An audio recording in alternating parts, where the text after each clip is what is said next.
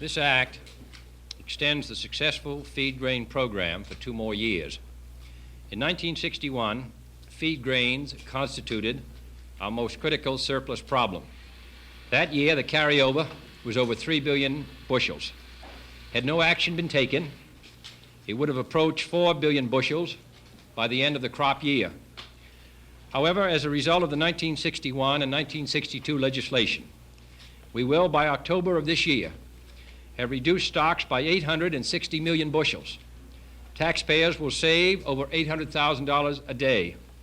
Eventual savings will total nearly $1.4 billion.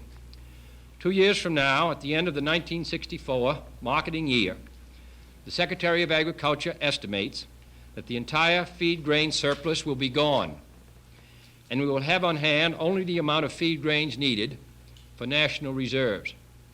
This will be an extraordinary accomplishment. It is especially encouraging that the feed grain program has received wide farmer acceptance, for without this support, the feed grain situation would be even more critical today than 2 years ago. By making this program his program, the farmer has helped raise net farm income in both 1961 and 1962 to its highest peak since 1953.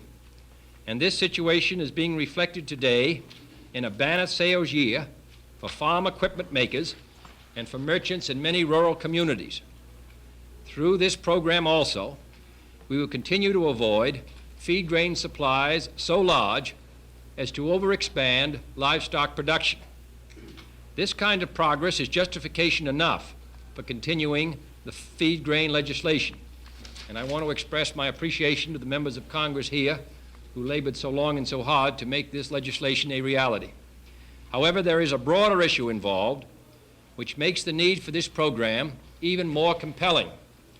The feed grain program, when combined with a favorable vote in the wheat referendum tomorrow, provides the key to maintaining the family farm system of agriculture in a framework of freedom, stability, and individual initiative. A favorable vote in the wheat referendum will activate a special clause in the wheat program to permit farmers to interchange wheat acres with feed grain acres. It means that within the provisions of the 2 grain programs, a farmer will have maximum freedom to utilize his land as he sees fit to his best advantage. Tomorrow is the day of decision for wheat farmers of our nation. The issues are clear, and I think it important that the wheat farmers of this country understand them. It is our best judgment, the federal government's best judgment, that a negative vote will permit high production and increased wheat surpluses.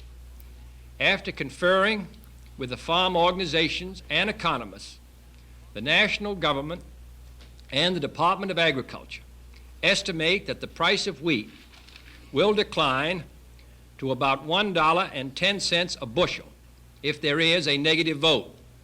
I think the farmers should be very clear about this, because this involves their economic well-being. If there is a negative vote tomorrow, it is the judgment of the Department of Agriculture, seconded by many of our schools of agriculture across this country, that wheat will drop to $1.10 a bushel. On the other hand, an affirmative vote, a vote yes, will mean reduced production, but the price will remain for most of the crop at about $2 a bushel.